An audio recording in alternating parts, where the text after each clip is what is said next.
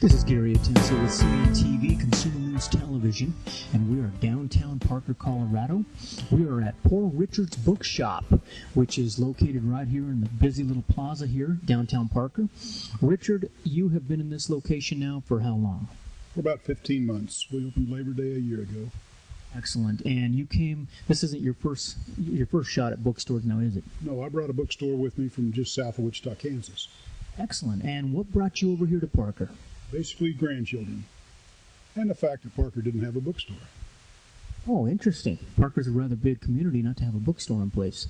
That's what I thought. Give us an overview of everything that you offer here in your bookshop.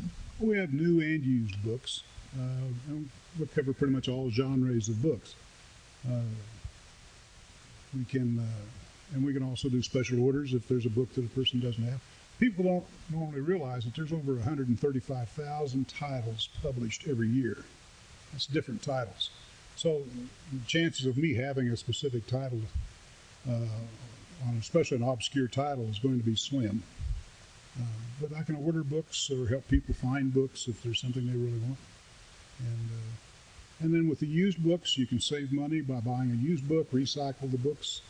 Offer a store credit program where if you bring me in books, then you can save even more money than that on what you buy. Fantastic. I mean, there's not a bookshop here in Parker, so that kind of sets you apart from anybody right off the top. What would you say what is kind of different about your bookshop compared to other bookshops you've seen here in the Denver area? I try to keep wide aisles. I don't like the feeling of claustrophobia that you get in some bookstores, so we try to keep it open and well lit. I noticed when we came in here setting up for the actual interview here, your lighting's great, and I noticed you got some comfortable chairs here. You can sit down, and you don't mind somebody grabbing a book and reading a little bit and seeing if they want to take it off the shelf, I'd imagine. Oh, no, that's all part of browsing in a bookstore. Excellent, excellent. Who seems to be your customers at this time? Are you seeing a lot of youth? Are you seeing more of the high school age, or is it the elderly? What do you feel really brings them in? Well, I think we pretty well appeal to everybody. Retired people use the used bookstore because they can save money. But since I'm the only bookstore in town, the high school students have used me for their reading selections a lot for some of their AP classes. I like to come in here and just browse around, and sometimes I'll find something that I've heard of but I don't feel like paying full price for. So it's kind of just like I like to find little unique books that I wouldn't normally pick up. Do you come here often? I try to check in at least like every couple weeks and just kind of like browse and figure out what's new. And I bring in my old books sometimes. I just brought in a couple today. So I really like the way of him giving credit for those. I think that's an awesome way to do business. I do give a 10% discount to teachers. Schools anymore seem to have a tough time getting enough money, so if teachers want to buy books for their classes, I'll give them a 10% discount. Do they have the ones that the people that you've come in for right here in Parker? Do you think Parker's pretty happy to have their own bookshop here? They sure seem to be.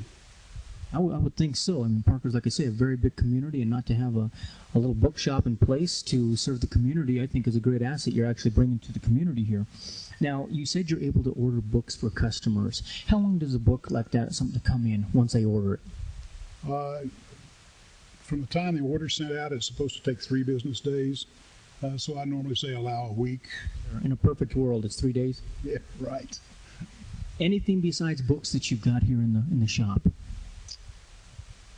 I do have some audio tapes, used cassette tapes, and some used CDs, books on CD.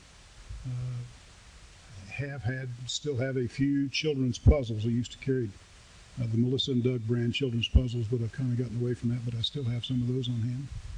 How many books are we looking at here in the shop? Oh, I think 15 to 20,000 maybe total. Wow, that's pretty impressive. And so you have them pretty much categorized out. I mean, if a person were to come in, and do you have kind of a category? Is it kind of a mix of fiction, nonfiction, that type of thing? Well, it's grouped by genre. The fiction's together, the nonfiction's together. The fiction is by author. The nonfiction's by guess and by gosh. Did you notice do people seem to be kind of open and warm to you as you came into Parker? Hear good stories of people glad that you're here? Oh, definitely so. People just been excellent. So you heard it right there, guys.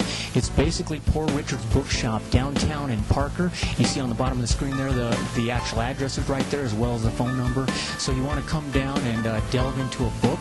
We know a lot of things are going electronic nowadays, and people get online and read a lot of books and take a lot of their reading like that. But we know that a book probably won't go out of popularity. I think it will ever go out of style. I don't think so either. Well, I'm here with Richard, and this is downtown Parker, Colorado from Poor Richard's Bookshop.